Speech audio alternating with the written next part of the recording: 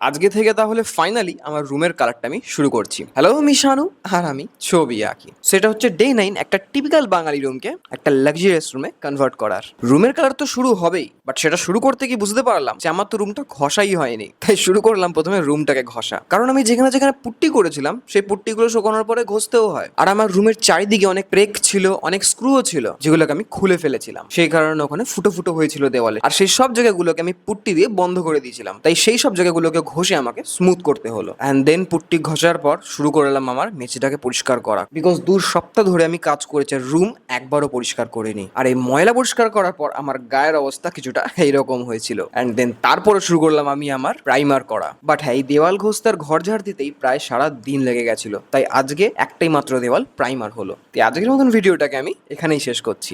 আর আমি তোমাদের কমেন্ট পড়ে বুঝতে পারছি তোমরাও এরকম অনেকেই রুম নিজের কাস্টমাইজ করেছো। তাই তোমরা কমেন্টে জানাও যে তোমাদের রুম কাস্টমাইজ করতে কতদিন লেগেছিল, কারণ আমার তো কাজ শেষ হওয়ার নামই নিচ্ছে না। আর হ্যাঁ, ভিডিওটা পছন্দ হলে কিন্তু এটা লাইক করে যাও। তাহলে দেখা হচ্ছে নেক্সট ভিডিওতে, ততক্ষণের জন্য বাই।